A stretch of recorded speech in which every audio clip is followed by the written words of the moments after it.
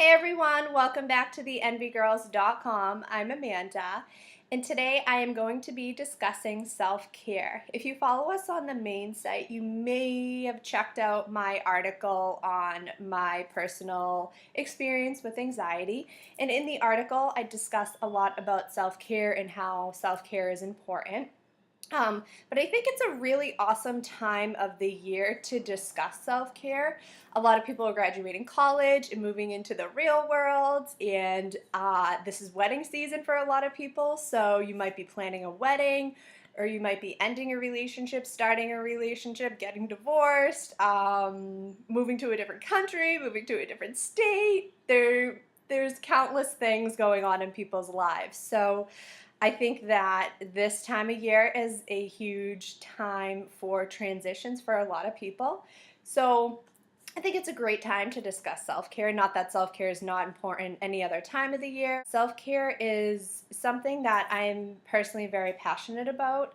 Going through my struggles with anxiety, I learned that self-care is necessary and it's something that I have to integrate into my everyday living. Self-care is pretty simple when it comes down to it. It's just about our attitudes and our actions that regard our personal care and our personal health and our own development. Why is self-care important? So there's been tons of research out there about people who regularly practice self-care. They tend to be more optimistic and happier with life, and they tend to just see life in a different way than other people who may not practice self-care as much. And they also have shown it may help with depression, anxiety, and other mental health issues. And yeah, it just kind of gives your overall health and wellness a boost in life, I guess you could say. And so Ashley and I feel it's really important to start integrating more health and wellness awareness on the Envy Girls. So obviously, great self-care starts with taking care of your body, and that starts with a great diet. So if you have a healthy vegan diet, that's a great start. Now, just because you're vegan doesn't mean that you're healthy. Lots of vegans can eat gross processed foods and things that may throw our bodies off balance. So I stick to a plant-based whole foods diet, free of gluten, and I definitely limit my soy intake because I know that it can disrupt my digestive system. But that's kind of stuff that I've done over the years. Like I've put it in my diet and taken it out of my diet. I think I've also mentioned that I don't drink alcohol and I don't consume caffeine just because I'm allergic to both of them, so I have issues if I consume them. So I'm very passionate about self-care because as someone who studied psychology as an undergrad and someone who's gone through struggles with anxiety, I've learned that self-care is necessary and important in my everyday living. And I try and practice at least one self-care practice every single day in my life. I prefer doing self-care throughout my everyday life, but sometimes life gets really busy and I can only do it once a day. So I guess for me, I've been going through a little bit of a transition in life. Recently, I left a job position that I was not happy at. I realized it was something I didn't want to do. It was a great learning experience, and I want to remain positive about the experience. And I definitely learned a lot and got to connect with some amazing people.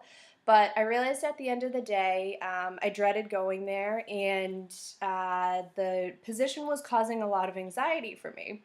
So I had to take a step back and look at it and look at my life, and I came to the realization that I had to leave the position.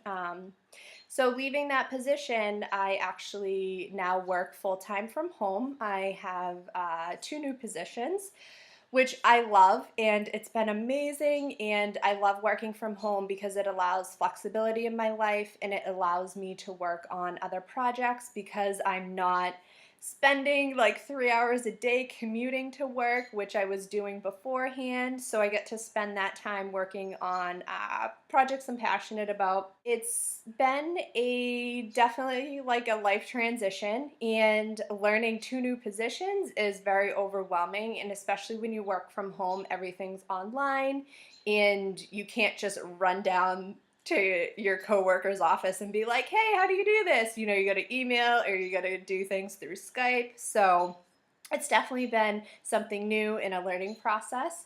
And I felt myself getting overwhelmed the second weekend. I was like, this is a lot of work and a lot of information. What I had to do recently was I took another step back and I looked at my priorities and I looked at my life, and I decided that I needed to cut back on the side projects I'm involved with. And that was a difficult decision because both of these projects, I cut back on two projects. Both of the projects I am very passionate about. One relating to social justice and another relating to a vegan company that I was working for. And yeah, it's just, I had to realize that I couldn't spend the time I wanted to for them. I think that's another important self-care practice, is taking a step back and reevaluating everything that's going on in your life when you're feeling these overwhelming stressors coming on. And for me, I know how to manage stress and I'm pretty okay at it, but I know for my body, when I start feeling too much stress, I get really tired and I just don't function as well as I can be. I tend to not eat as well either. My appetite decreases, and I get like overall weakness.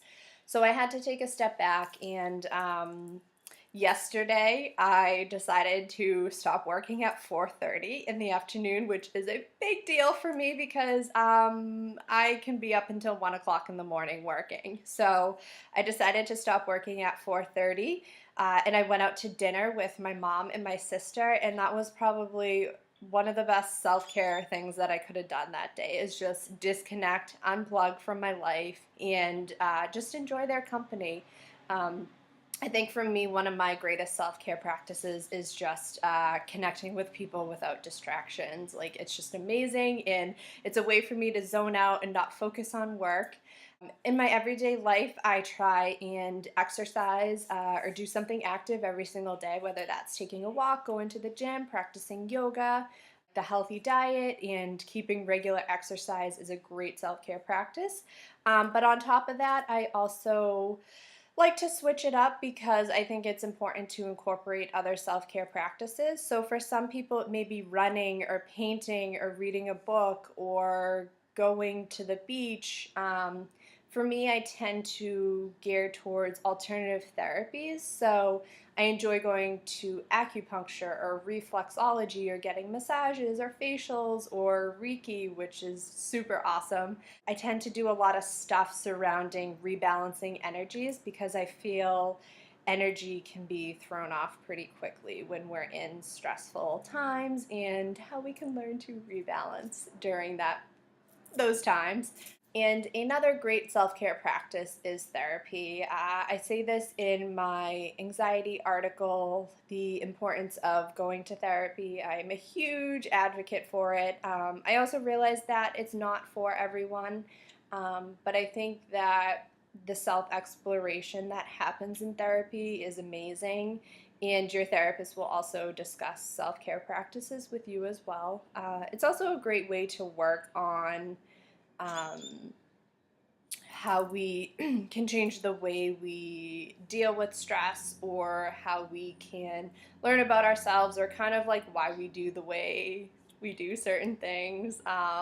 For me, I know I tend to like take on way too many projects in my life, and I've kind of explored why I do that stuff. So learning that is amazing, and I explored that in therapy. Self-care is super important, and I hope you are able to practice it in your everyday living.